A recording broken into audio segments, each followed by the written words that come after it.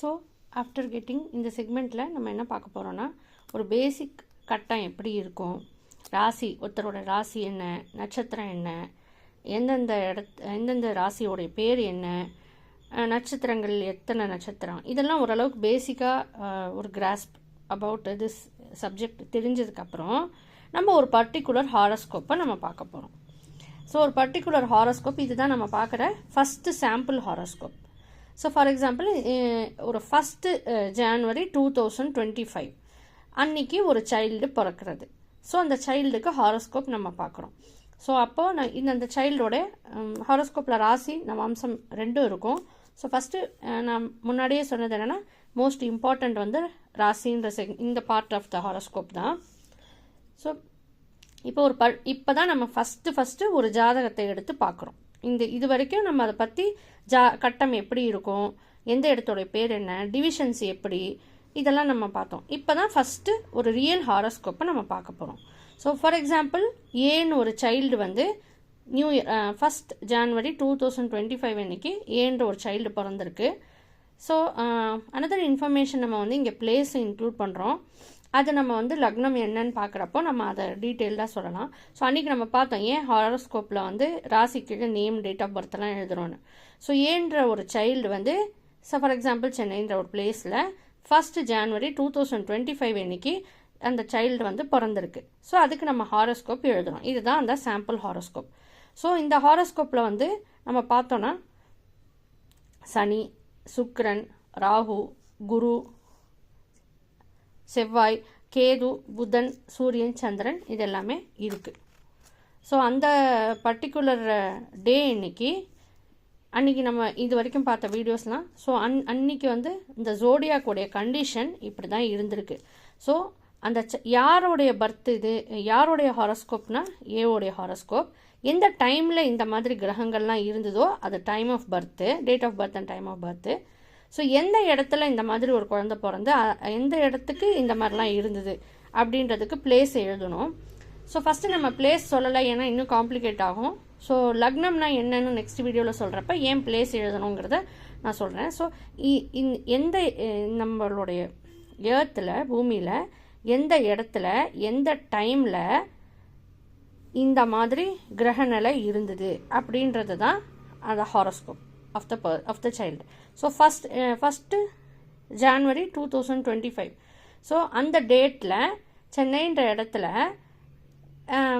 அந்த டேட்டில் டைமும் சொல்லுவோம். அந்த டைமில் சென்னைன்ற இடத்துல யாரோடைய கிரகநிலை இது, ஏன்ற சைல்டோட கிரகநிலை இது அப்படின்னா அன்னைக்கு இந்த கும்பம்ன்ற இடத்துல சனி கிரகம் இருந்திருக்கு, சுக்கிரன்ற கிரகமும் அந்த கும்பம்ன்ற செக்மெண்ட்டில் இருந்திருக்கு, ராகு வந்து இந்த மீனம்ன்ற செக்மெண்ட்டில் இருந்திருக்கு. இந்த எப்போனா சென்னையில் 1 ஜான்வரி 2025 இந்த மாதிரி தான் ஜோடியாக்கில் கிரகங்கள்லாம் இந்தந்த இடத்துல இருந்திருக்கு. அதுதான் அந்த அந்த அந்த டேட், அந்த டைமோடைய அந்த பர்சனுடைய ஜாதகம். ஸோ 1 ஜான்வரி 2025 அன்னைக்கு குரு வந்து ரிஷபத்தில் இருந்திருக்கார், இந்த செக்மெண்ட்டில் இருந்திருக்கார். விச் மீன்ஸ் தட் 30 டிகிரிலேருந்து 60 டிகிரிக்குள்ளே இந்த 360 டிகிரியில் குரு இருந்திருக்கார். அதனால் ரிஷபத்தில் தூக்கி குருவை வைக்கிறோம். ஸோ மிதுனத்தில் அன்னைக்கு எந்த கிரகமுமே இல்லை இந்த டேட்டில். அப்புறம் கடகத்தில் வந்து செவ்வாய் கிரகம், அன்னைக்கு செவ்வாய் கிரகம் கடக ராசியில் இருந்திருக்கு. ஸோ அதே மாதிரி கன்னியா ராசியில் கேது இருந்திருக்கார். விருச்சிக ராசியில் புதன் கிரகம் இந்த இடத்துல இருந்திருக்கு. சூரியன், சந்திரன் எல்லாமே தனுரில் இருந்திருக்கு அன்னைக்கு. ஸோ எந்த கிரகம் எத்தனாவது டிகிரி செக்மெண்ட்டில் இருந்திருக்கு அப்படின்றது தான் ஜாதகம். ஸோ அது இப்போ ஃபஸ்ட்டு ஜாதகம் இதுதான் நம்ம பார்க்குறோம், 1 ஜான்வரி 2025. ஸோ அன்னைக்கு வந்து எல்லா கிரகமும் எந்தெந்த இடத்துல இருந்ததுங்கிறத பார்க்கறது தான். அதை பார்த்தோன்னா இப்படி தான் இருக்கும். ஸோ இதெல்லாம் நம்ம எப்படி தெரிஞ்சுக்கிறது, ராகு எங்கே இருக்கார், இப்போ 1 ஜான்வரி அன்னைக்கு ஒரு சைல்டு பிறந்திருக்கு, பட் அன்னைக்கு ராகு எங்கே இருக்கார், குரு எங்கே இருக்கார்ன்றது எங்கேயாவது இருப்பார், பட் அது எப்படி தெரிஞ்சுக்கிறதுனா பஞ்சாங்கத்தில் இருக்கும். ஸோ 14th ஏப்ரல் 2024 வாங்கின பஞ்சாங்கத்தில் எந்தெந்த கிரகம் எங்கெங்கே இருக்குது அப்படின்ற இன்ஃபர்மேஷன் இருக்கும்.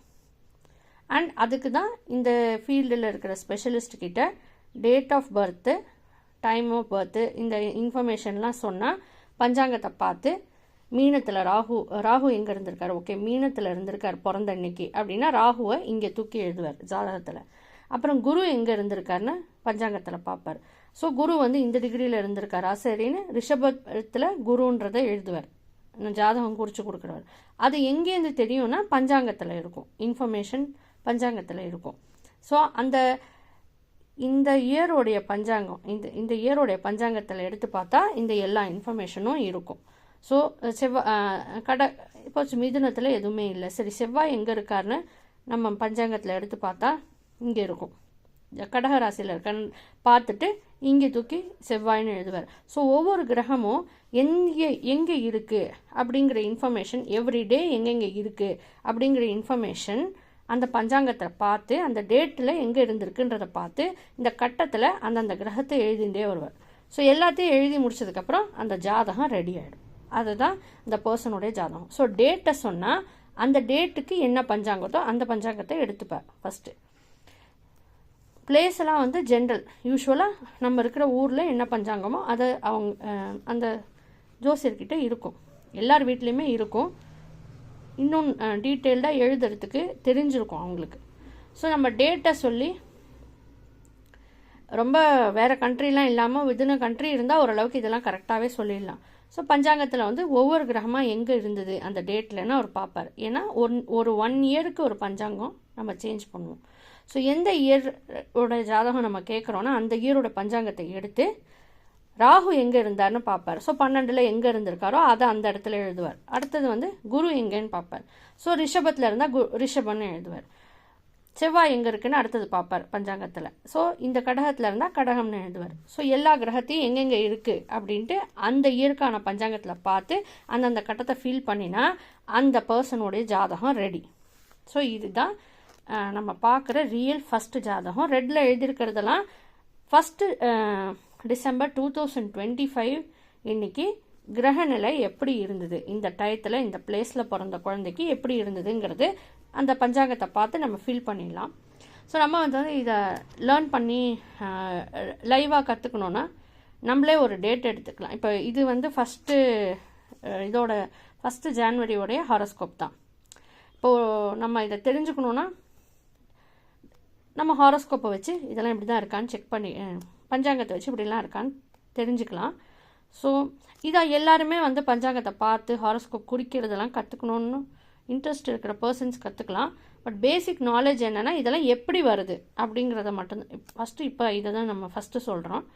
ஸோ எப்படி ஜாதகம் வருதுன்னா இதுதான், இந்த டேட்டில் எந்த கிரகம் எங்கே இருந்ததுங்கிற இன்ஃபர்மேஷன் பஞ்சாங்கத்துலேருந்து எடுத்து இந்த கட்டத்தை இப்படி போட்டு அதில் போட்டு கொடுத்துட்டு அந்த ஹாரோஸ்கோப் ரெடி ஆகிடும். ஸோ இதுதான் இந்த டேட்டோடைய ஹாரோஸ்கோப். இந்த மாதிரி இன்ஃபர்மேஷன் எழுதுகிறோம். செகண்ட்லி நவாம்சம் எழுதுகிறோம். அது வந்து அந்த கிரகநிலை கிடையாது, இதுலேருந்து நம்ம கேல்குலேட் பண்ணணும். கேல்குலேட் பண்ணி தான் நவாம்சங்கிறது எழுதணும். பட் அது ரொம்ப இப்போவே நம்ம நவாம்சம் எப்படி எழுதுறது அப்படின்றத கற்றுக்கிற வீடியோவை போட்டால் இது ரொம்ப காம்ப்ளிகேட்டட் சப்ஜெக்டுன்ற மாதிரி தோணிடும். ஸோ ஃபர்தராக இன்னும் கொஞ்சம் ஃபெமிலியர் ஆகி இதெல்லாம் ஈஸியாக இன்னும் நிறையா ட்ராவல் பண்ணி கற்றுனதுக்கப்புறம் எப்படி நவாம்சங்கிறத எப்படி ஃபில் பண்ணுறது, இப்போ ராசி எப்படி ஃபில் பண்ணுறது, பேசிக் ராகு எங்கே இருந்ததுன்னு பஞ்சாங்கத்தில் பார்க்கணும்.